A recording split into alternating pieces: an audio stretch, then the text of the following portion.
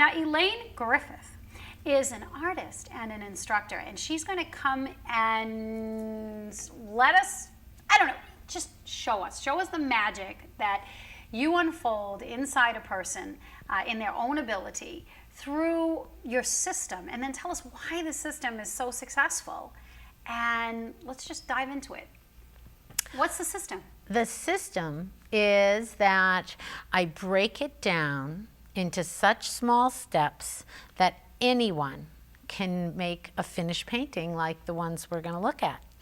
And these paintings, when they're finished, give the person so much confidence that then they continue. And by continuing, then they learn the process and they can paint.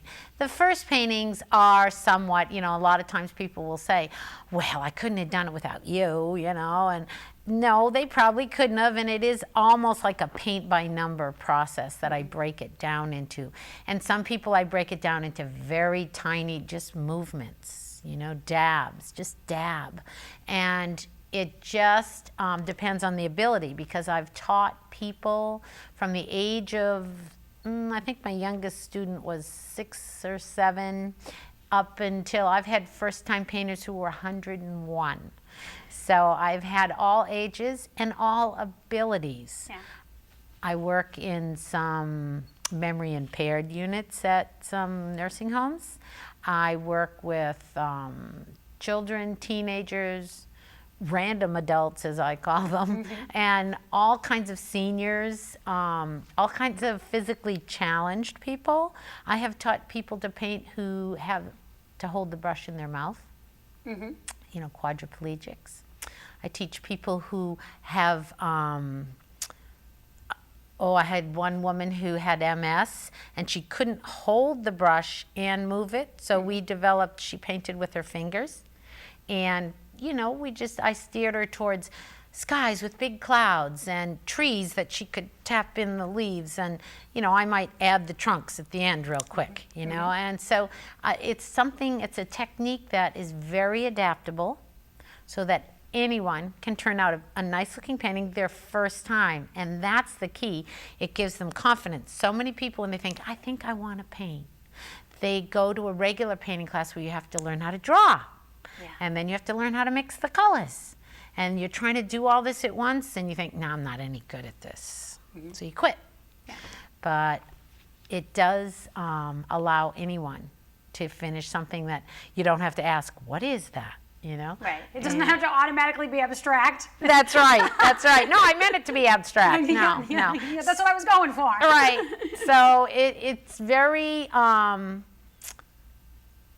confidence building, but also for people, even people who may never learn to paint on their own, like some of my nursing home students, it builds great self-esteem.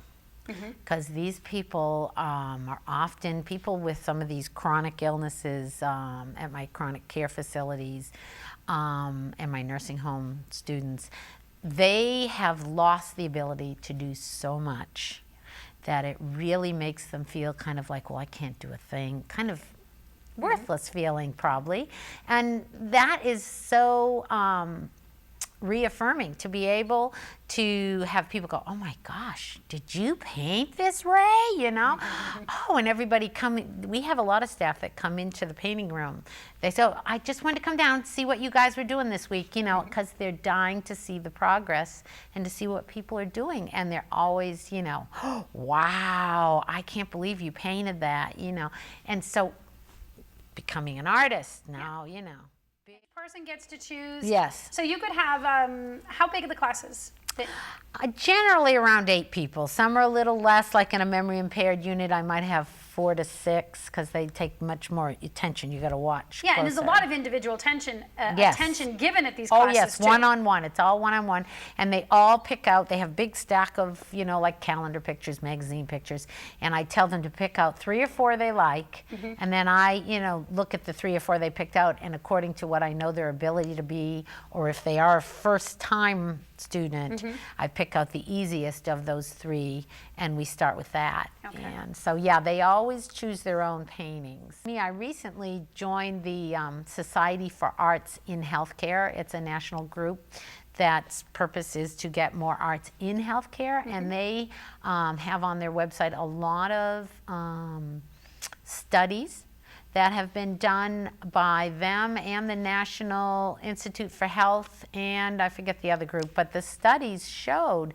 some amazing things. For instance, there was one study, and I'm not sure if I'm quoting the numbers exactly right, but the gist of the study was that people who took a painting class once a week, they showed had 3 less medications they took and 5 less doctor appointments per month, or all these statistics that, again, I'm not going to remember the numbers, but it showed how it gave them better health. Yeah, part of it I think is focus, it's concentration, it's reconnecting pathways, neural pathways in the brain.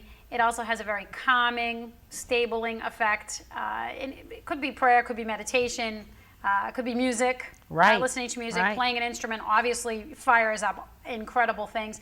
And I think that painting as well does. And that's another beautiful thing about art. Yes. It's never wrong.